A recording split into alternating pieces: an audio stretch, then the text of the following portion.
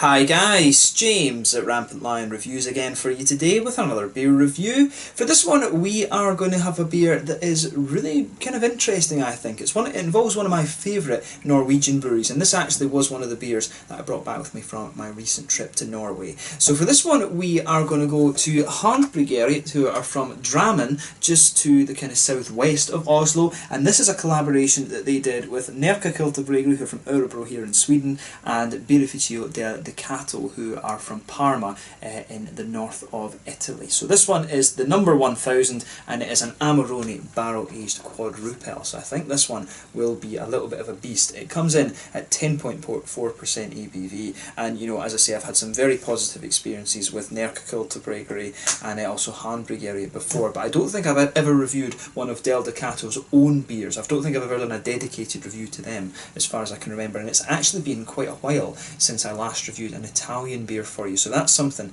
I really do need to sort out at some point soon. I do need to get over to Italy and try and pick up a few different Italian breweries that I've not tried anything from. But yeah, very much looking forward to this beer. It's a style that I very much enjoy, and I'm really curious to see what these guys have put together. I don't think I've ever had a beer that's a third Norwegian, a third Swedish and a third Italian, so yeah, I hope you guys enjoy my take on this one. So anyway, as is usual with my reviews then, I'll tell you a little bit about the brewery. If you want to get straight to the tasting, just fast forward. All the usual links are in the description below. That's the brewery websites, the link to my other reviews that I've done from Haandbryggeriet, Närke Kulturbryggeri and from Birrificio Del Ducato. Hopefully I can add more for all three of those in the fairly near future. Hopefully I can do a dedicated review to Del Ducato at some point as well, because I don't think I've ever done one. All the usual social media is there. If you want to see more beer reviews, do please consider subscribing to the channel. The whole channel, of course, has a geography-based tagging system, so you can go into the homepage and search for beer based on country, city, state, county, prefecture, whatever it is you're interested in. Do check out the playlist of beers from different countries. There is one there for the Italian beers, one for the Swedish beers, and one for the Norwegian beers. This one will appear in all three, of course, because it is a bit of a cocktail in that sense. But as always, please do get in touch and let me know some of the other beers and breweries that you guys would like to see me review. It's always great to hear from you guys that are watching the videos, and the support that you show the channel is hugely appreciated. So anyway, to kick off with the brewery histories then, we'll go to Norway first, to Haandbryggeriet, since they are the home brewery. On to my brewery notes. So this brewery, as I mentioned to you earlier, is from the town of Drammen, to the southwest of Oslo, and it's located in Buskerud county. It has a population of only 63,000 people, and this city actually started off as three separate seaport towns which were eventually merged together to form Drammen in 1811, and the unique location of this town made it very kind of well known for timber and for shipbuilding and things like this as well. But this brewery was founded back in 2005 by Jens Mardel, Rune Eriksson, Arne Ida and Egil Hilde, and their original premises was an old textile factory which was built back in 1874 in a housing estate not far from the Asbru Brewery, who are one of the bigger breweries that you'll find in Norway, but they now have a new property in an old train yard as well, and it actually looks really quite swanky if you have a little look at it, at the pictures on their website. It looks very nice and very kind of modern, if you like. But their brew kit was bought from England, and it has about a 900 per litre capacity per batch, and in 2006 the production was around 40,000 litres, but by 2012 they had expanded this to 350,000 litres using a new 1800 litre apparatus. And their beers are quite widely available domestically in Norway, of course, but they're also exported quite widely as well to the US. I've seen them in Japan as well. I think the first beer that I tried from these guys was actually one that I bought in Japan, the Norwegian Wood, and it was absolutely lovely. But they also import a number of other beers into Norway as part of their distribution business as well. But in 2016 two of the founders of the company decided to retire, so the brewery ownership has changed slightly, and they're now in a group with the Alsman Brewery and also Huefjell Brewery as well. So yeah, involved with, as I say, this is a brewery who I've had some very positive experiences with in the past. You know, they seem to brew a variety of different styles. You know, the Odin's Tipple, the Imperial Stout, also the Norwegian Wood, a traditional Norwegian farmhouse ale, and I've had a couple of other really nice ones from them as well. The Akavit Porter is one that comes to mind too. So they do some very, very interesting beers, and I think this is one that will definitely fit into that category as well. So yeah, that's all you really need to know about Haandbryggeriet just now. One of my favourite Norwegian breweries breweries that I've come across, of course, so far, but there are still a lot more Norwegian breweries out there that I need to discover. But if you haven't tried their beers, I do recommend that you have a look at them, and their brewery website stuff is once again in the description below. So anyway, on to the Swedish part of the brewery then, Närke Kulturbryggeri. So these guys, as I mentioned to you before, are based in Örebro, and they were founded back in 2003. The company was founded by Håge Viktorsson and Berit Karlsson, and Håge actually has a career as a photographer as well and an artist before he became a brewer, and Berit is the CEO of the company but also the chair of the Swedish Independent Brewers Association, the Sveriges Oberoende Mikrobryggeriet.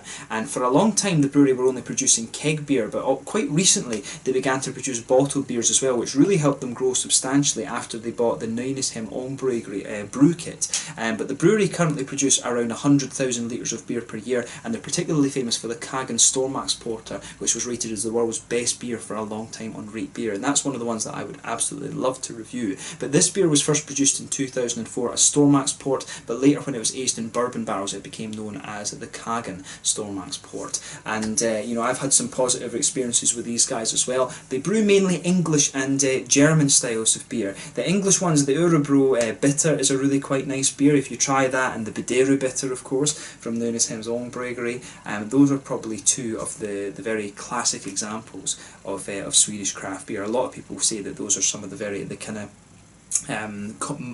did you say cornerstone beers in Sweden that really started to influence a lot of other people to actually go and brew for themselves. But if you're into traditional German style beers and you're into traditional English style beers, then Närke Kulturbryggeri are one that you definitely want to check out, and I really hope that I can try the Kagen Stormax Port at some point soon as well. But yeah, check out the brewery website for them in the description below as well, and you can follow them on Facebook and Instagram too. So on to the Italian part of the brewery, the last part of the brewery history then. So Birrificio Del Ducato was founded back in 2007 in Soragna near Parma in Italy, which of course is about halfway between Milan to the kind of northwest and Bologna to the southeast. But the brewery was founded by Giovanni Campari, who holds a degree in food science, and also his friend Manuel Piccoli, who mainly deals with the kind of commercial side of things. But since its foundation it's grown its exports year on year. They've won many awards in different international beer competitions as well, and today they're 70% owned by Duvel Mertgaard from the Netherlands. Apparently they had quite a few breweries wanted to try and invest in the company, but they chose Duvel because Duvel were going to let them still run the brewery themselves and didn't want to change their marketing, their branding,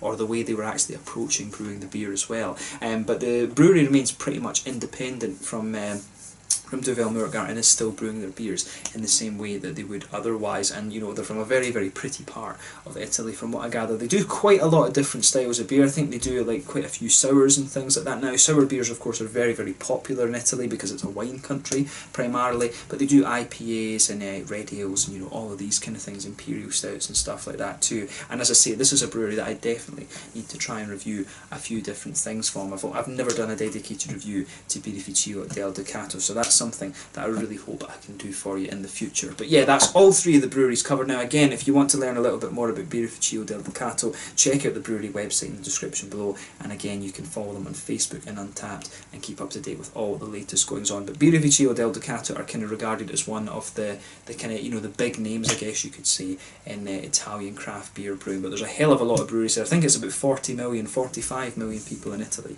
if I'm remembering correctly. So a big, big country, and there are a lot of breweries there these days. But yeah, that's all the breweries covered then. Let's get on to the actual tasting of this beer itself. So like I mentioned at the start of the video then, this one is a 10.4% barrel-aged quadrupel. It's aged in Amarone barrels, which of course is a lovely style of Italian wine. I've had a couple of them and I really enjoyed them. The Italian wines are very, very nice in my experience, although I am more of a craft beer drinker, obviously. But it says here at Handfest 2016, we brewed batch number 1000 with our friends from Birrificio Del Ducato and Närke Kulturbryggeri. This special brew has been aged for 4 months in Amarone wine casks, which create quite a unique bouquet, and this beer is well suited for aging and for storage. But yeah, I have to say I was too curious about this one to age it a little bit. But yeah, there you can see, nicely presented. The Haandbryggeriet beers do tend to have kind of similar styles of artwork to this. There you can see the three brewery symbols there, Närke Kulturbryggeri and Birrificio Del Ducato there.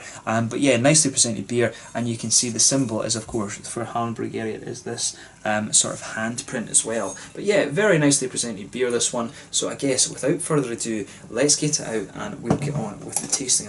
I'm just super curious about this one to really see how it's coming out. I shouldn't be using American ink, so I'm super curious, but very, very curious to see how this guy turns out. And I'll tell you something, as soon as you open this beer up, you get some of those lovely kind of woody but also winey notes coming out of this. But look at that. That looks like a beautiful beautiful beer. So yeah, as you can see, and as you would kind of expect with this beer, when it's a quadrupel, you're going to get something that's like a very, very dark chestnut, you know, very kind of dark, almost reddy mahogany colour there. And this beer looks very, very nice. And if I hold it up to the light, there's actually not that much kind of light coming through it. It almost has a bit of a kind of Coca-Cola coloured edge to it. As I'm moving the beer around here, there's some lovely brown sugary notes just coming out of this one, but you can smell that winey edge to it, that sort of vinous edge to the beer. But it looks very, very nice. Nothing surprising about its appearance in terms of it being a quadruple. You would expect it to be somewhere around this colour, and you could see there was a half finger of a frothy, kind of medium, sort of fawny, beige coloured head on this one, but it looks lovely, like I said. So let's take a closer look at the aroma and just see how we get on with this one. I should point out as well, this beer is pretty hazy. There's not too much in the way of transparency to this one. So as I say, let's take a closer look at the aroma and just see how we get on then. So yeah, that's a really, really nice aroma that's coming off of this. So yeah, it's got everything you would expect of the quad, but then it's just got this little sour beer quality to it almost, actually, which is very, very interesting. So yeah, you've got a lovely bit of that big kind of doughy, brown, bready, yeasty quality that you'd expect, pardon me, of a Belgian style quadruple. You know, the Belgian beers are all about the yeast in my mind. The tripels and the quadruples, I absolutely love them. I love the blonde beers as well. This one's got that lovely big doughy, bready, yeasty quality. It's more of a kind of brown bready kind of note that you're getting out of this one. Some lovely brown sugars in there, a little bit toasted and almost kind of molasses, treacly type brown sugar in there. But at the same time, you get the lighter, kind of sweeter, caramelly notes out of this. And at this, you know, simultaneously, both of those kind of brown sugary notes are a little touch toasted. You also get a little bit of that kind of toasted brown sugar note in this too, which is very, very nice. I think there's a little touch of a nutty quality to this beer. I don't think woody. I think definitely more of a kind of nutty note in the aroma of this one. When you sugar the beer up as well, you do start to get a little touch of a hoppy quality to it. It's got a little bit of earthiness. There's a little bit of an almost herbal quality in there. The Belgian hops I found do tend to be a little bit kind of herbal. I'd be curious to know what hops they've actually used in this beer, to be honest, if they have imported hops from Belgium to use in this, like Belgian Cascade or something like that. But yeah, lovely little touch of earthiness to this one, and the woody notes, I think I can really, now that I go a little bit further away from it and come back to it, you really can pick out some of these oaky woody notes to the beer, and it is absolutely lovely, I have to say. The aroma on this one is very, very nice. To me, this one, the aroma of this beer overall, in terms of the quadruple, it really leans towards that syrupy, slightly toasty brown sugar note, but it works very, very nicely, I have to say. The aroma and the malty, yeasty qualities that come out of this beer are very nice, and the hoppy elements kind of complement it very nicely as well. As I say, a little bit of earthiness there, quite a smooth earthiness, a little touch of a herbal quality, and some lighter, a little touch of floral notes as well, I would say, but mainly a more earthy, herbally hop, and a little touch of a sort of grassy freshness to it as well. Of course, there's a little bit of a red fruity note to this beer too. It's got a sort of pruny, almost like an alcoholic cake kind of aroma to it, this beer, which is very, very interesting, and I like how that kind of comes together. You can pick up, of course, a little bit of that medicinally boozy cake note in there, a little bit of a raisiny sharpness, maybe some juicy plums in there, and of course a little bit of a figgy quality to it as well. The way that the red fruits are coming out in this beer is very nice, and of course you get that little touch of just that, it's almost like a kind of sour beer, a little bit like that red wine, barley-aged quality to this one. So just take a little bit of time and enjoy the aroma of this beer before you get stuck into it. But let's have a taste of this one then. This is the batch number 1000 from Haandbryggeriet in Drammen in Norway, brewed in collaboration with Närke Kulturbryggeri from Örebro here in Sweden, and Birrificio Del Ducato from Parma in northern Italy. Let's get stuck in. Slange, skål, salute.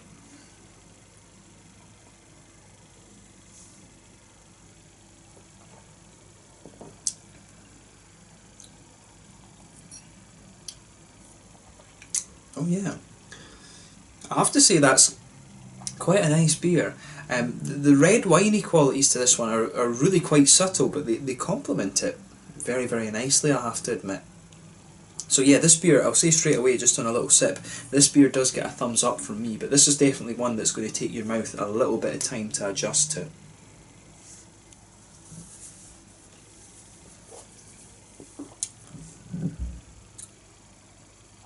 Yeah, this beer, it's absolutely lovely. You know, you can feel the way that the first off with this, you get that lovely kind of smooth brown bready quality that just blankets the middle of your tongue straight away. And on top of that, the further you go into the flavour, the more kind of grainy notes start to come out of this one. You get a nice kind of woody kind of note coming out of this beer as well. And it's almost, the wood isn't quite as smooth. There's almost a little kind of touch of vanilla towards the front of the palate, I think. Those oaky notes are coming out really nicely in this one. So let's just try and balance that. There's so much going on in this actually.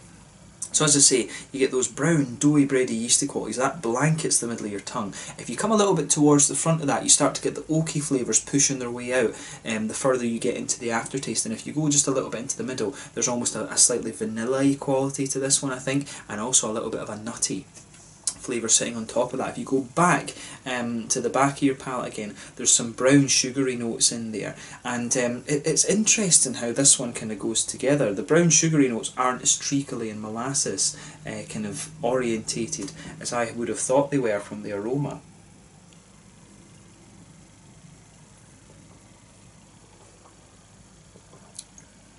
Yeah, this one for me,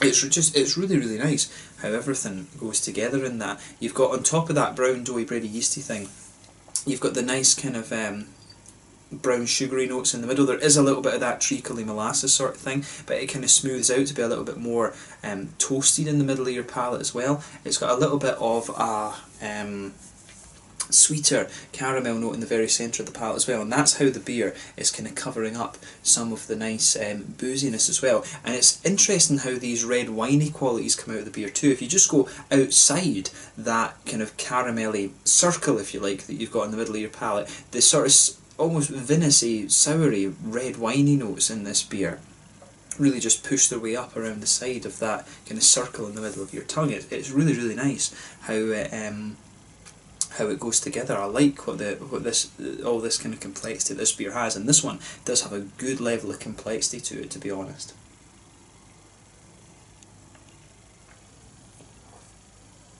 So the hoppy side of things then.